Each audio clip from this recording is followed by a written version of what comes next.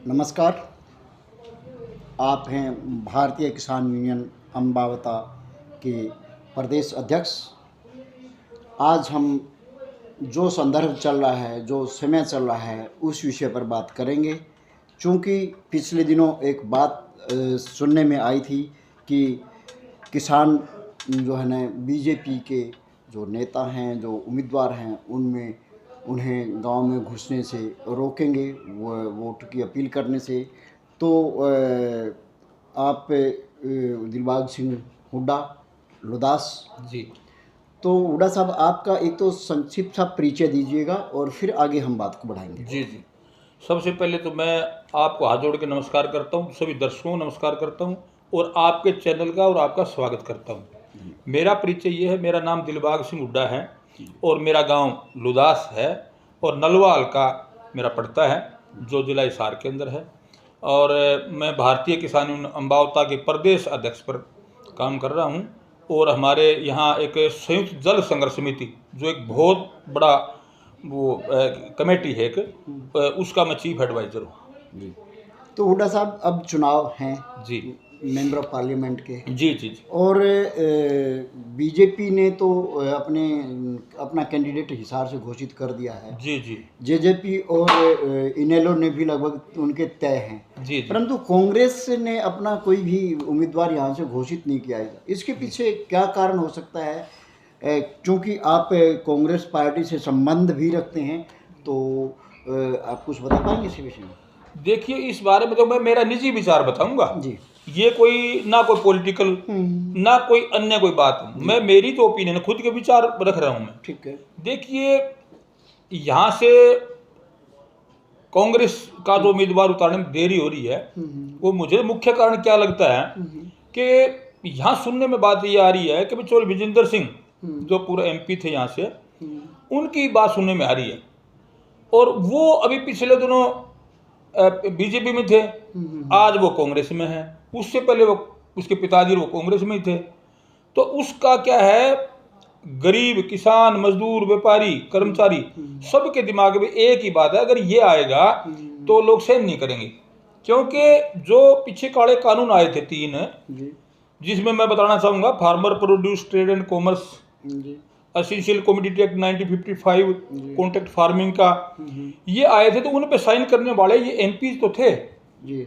और इन्होंने हमेशा ही किसान मजदूर की जो लड़ाई थी उसके लिए कुछ नहीं सोचा भी ना क्या करें, कोई जुबान ही नहीं निकाली, किसी गांव गए ही नहीं, किसी का काम नहीं किया। तो इस ये वजह लग रही है एक तो, और वो ऊपर से हाईकमान से बात करके आए हैं, अंदाजा है देखो हमारा। जी जी। तो उसको ही ज़्यादा मान रहे, लेकिन उसकी यहाँ जब खिलाफत नज़र आ रही है तो हो सकता है कि भी इसके लिए उन्होंने एक बार डिले किया हुआ हो, भाई किसी और उम्मीदवार होगा देखें ताकि इनको हरा सके। तो मेरा तो यही मानना है। अच्छा, तो ये देरी का कारण भी चौधरी विजेंद्र सिंह हैं? मुझे लगता है इट मे बी पॉसिबल। ठीक। जी जी तो अच्छा, एक बात और जो पिछले दिनों सुनने में आई थी, जी, जी। किसान नेता जो है ना कह रहे थे कि बीजेपी के कैंडिडेट को गांव में वोट मांगने के लिए घुसने नहीं दिया जाएगा। जी, क्या आप उस स्टैंड पर हैं? देखिए, ऐसा है, मेरी बात सुनो। पिछले दिनों जब 1.25 साल आंदोलन चला, आपके सामने है, बिल्कुल। तो एक जो कानून वापस करा पाए, तो उस इतना लंबा आंदोलन चला, तो उसमें क्या था, अगर सरकार जल्दी बुला के बात कर लेती तो वो नौबत नहीं आती। पीछे भी नहीं घुसने दिया था, संयुक्त किसान मोर्चा ने ऐलान कर दिया था कि भाई नहीं घुसने दिए, नहीं घुसने दिए। अरे आज़ादी के बाद पहला ऐसा मौका है कि हरियाणा का मुख्यमंत्री खट्टर साहब करनाल के कैमला के अंदर आए थे और किसानों को पता चला, जाके वहाँ सारा जो सिस्टम था वो किसानों देखते बिगड़ गया और ऊपर की उड़ते चले गए। आज़ादी के बाद पहला मौका कोई मुख्यमंत्री जो नीचे नहीं उतरने दिया। तो इसलिए बीजेपी जो है वो इन कारपोरेट घरानों की पार्टी है। ये आम जन जो है ना, उनके लिए गरीब, मजदूर, किसान, व्यापारी, कर्मचारी, छोटा दुकानदार, उनके हक की पार्टी नहीं है, ये कारपोरेट की पार्टी है ये। इसलिए उनको नहीं घुसने दिया था। ये पूछा, अब घुसने वाली जो बात है, अब ऐसा है, देखो, लोकतंत्र में अधिकार सबको है, वोट मांगने का भी, जाने का भी। वो लोग जो किसान मजदूर जो है ना, कर्मचारी, वो सारे के सारे खिलाफ हैं। लेकिन मेरा मानना यह है कि भाई वोट मांगने के लिए अगर हम रोकें वो एक अच्छी बात नहीं होती। उसमें लोग क्वेश्चन करेंगे, पूछेंगे, हर गांव के अंदर बोर्ड लगाएंगे, भाई ये चीजें हैं, बताओ इनके बारे में जवाब दे, इनके बारे में जवाब दे। तो उनको इसी वजह से घुसना मुश्किल उनको अपना आप ही हो जाएगा, अपने आप इतनी खिलाफत हो जाएगी इनकी, इतनी खिलाफत की वजह से अपने आप घुसना हाँ, अपना आप ही। और हमें क्या मतलब इस बात से। और बाकी हमारा संयुक्त किसान मोर्चा है जो मैं भी सदस्य हूँ उसका, वो हाईकमान हमारी वो फैसला लेंगे तो उसमें हमने तो उस पर खरा उतरना पड़ेगा, वो चाहे कोई भी फैसला ले। लेकिन हाँ, कानून हाथ में नहीं लेंगे हम, किसी प्रकार का कोई भी कानून हाथ में नहीं लेंगे, बिल्कुल भी जी। तो किसान नेताओं का रुख साफ है कि वह जो है ना बीजेपी के साथ नहीं है। हाँ, नहीं है जी, बिल्कुल बिल्कुल नहीं है। तो बिल्कुल। किस पार्टी को आप वोट डलवाने की कोशिश करेंगे? देखिए इसमें ये रहेगा, देखिए जैसे आपने पूछा, मैं कोई कांग्रेस पार्टी का कोई पदाधिकारी नहीं हूँ। जी। जैसे आपने थोड़ी देर पहले कहा था हाँ। कि भी आप कांग्रेस संबंध रखते हैं। हाँ, संबंध रखते हैं, हाँ ये कहा। तो मेरा मतलब है कि मैं आज भी कोई किसी पदाधिकारी पद पे नहीं हूँ। मैं तो दिल्ली कांग्रेसी हैं। नहीं, दिल्ली ऐसा है, देखो मेरी बात सुनो, वो कहानी क्या है कि अब जो ये जजप्पा, इनेलो, ये अन्य पार्टियां हैं ना, वो एक इन्हीं की पार्टी है, बीजेपी की मानो, बीजेपी की भी हाँ पार्टी हाँ है। हाँ। ठीक। इसलिए जो बीजेपी को हराएगा, चाहे उसमें कांग्रेस हो, या हो सकता है अगली कोई बात है, किसान कोई मजदूर सारे अपने ये रिटायर्ड कर्मचारी हैं, मौके कर्मचारियों को बड़ी मीटिंग करके ऐसा फैसला ले लें कि हमारा कैंडिडेट उतार दें। अब ये पीछे मीटिंग थी किसान भवन में, उस दिन लगभग जितने भी संगठन हरियाणा वो आ रहे थे और सबकी आवाज निकल के आई थी कि जब तक राजनीति के अंदर किसान मजदूर गरीब आदमी धरातल से जुड़ा हुआ आदमी जब तक नहीं जाएगा राजनीति में, संसद और विधानसभा में, तब तक एक गरीब आदमी का, एक किसान का, एक मजदूर का, नरेगा के मजदूरों का, आंगनवाड़ी की महिलाओं का, आशा वर्कर का और मिड डे की महिलाओं का भला नहीं हो सकता। तो हो सकता है कि कोई कैंडिडेट जो बढ़िया साफ छवि का व्यक्ति हो उसने आगे कर दें और सारे साथ लग जाएं, तो बन गया, एमपी खुद बना सकते हैं। कहने का मतलब किसान यूनियन जो है से कोई भी कैंडिडेट उतार सकते देखो हैं, किसान मैं भी पार्टी बना करके भी, या कोई किसान नहीं, देखो मेरी बात सुनो, पार्टी बनाने की जो बात है ना, वो हो सकता है किसी का विचार हो, लेकिन क्या है कि सारे इकट्ठे होके और एक आदमी को आगे सामने ला दें, जैसे प्रचार और प्रसार यूनियंस हैं, उन हाँ, यूनियंस उन इकट्ठे होके संयुक्त किसान मोर्चा सारा इकट्ठा होके सभी ये कह दें कि ठीक है हमारे को एक आदमी ये आगे कर दिया और हम सारे सपोर्ट करें, मदद करेंगे, बन जाएगा एमपी, दर्राशाही कर देंगे इनको बीजेपी वाले को। इतनी मजबूत मतलब है हमारी यूनियन, सारी के सारे संगठन। तो इस पर विचार चल रहा है, विचार चल रहा है, बिल्कुल हो सकता है मेंबर ऑफ पार्लियामेंट के चुनाव में वो खड़े भी हो सकता है जी, हो सकता है, बिल्कुल, ये मैं दावे के साथ कह सकता हूँ। वहाँ उन लोगों की आवाज़ सुनी, लोग इतने नाराज हैं बीजेपी से, लोग भाई कहीं भी अगर कैंडिडेट कोई रद्दी आ गया तो भी ये बात सोची जा सकती है, या वैसे भी सोची जा सकती है, क्यों किसान की भागीदारी। मेरी बात सुनो, मैं एक बात करना चाहूँगा आपको, विपक्ष की जो भूमिका है वो किसान मजदूर कमेरा वर्ग कर्मचारी रिटायर्ड कर्मचारी हैं अन्य संगठन हमारे जितने भी संगठन उन्होंने निभाई है सबसे ज्यादा, और उन्हें कोई नहीं पूछ रहा।